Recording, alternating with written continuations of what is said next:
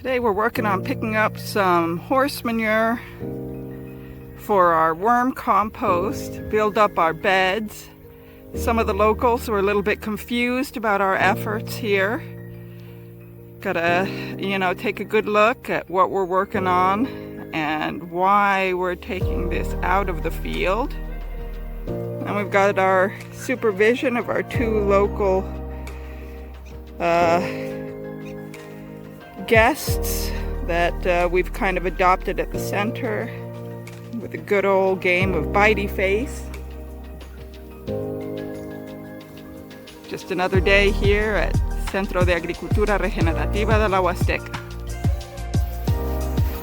Step 2 of horse manure collection, preparing for the worms. Breakdown. Here's the final result of today's work. So this is our horse manure. We want it nice and fine and very dry. So you can see that it's kind of powdery now, and is to have a nice digestible material for our worms. And I think we're about there. We put that in with some organic matter, some dried leaves or green leaves. We try to keep the moisture down so that it doesn't start composting and heating up. The worms don't like the heat at all. It's pretty hot here already, so we definitely don't want compost in the worm beds.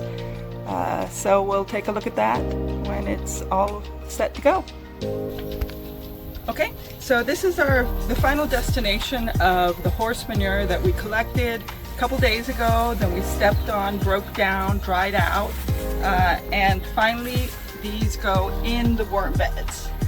So this is our worm area, and these are our worm beds. As you know, we are in the tropics, so we have our own set of challenges.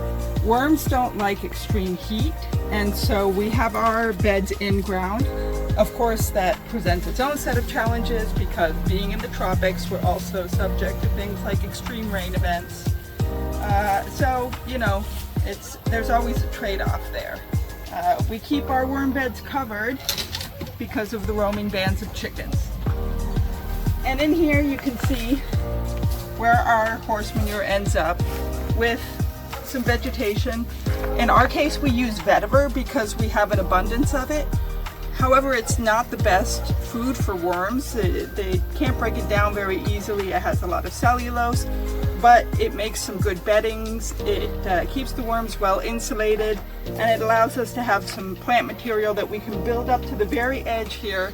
And the rare occasion that the beds flood, the worms have somewhere to run. And here, you can see that they've already started breaking it down. Got some nice worms here. They like their manure, their new bedding, and their vetiver. Got a nice healthy population there.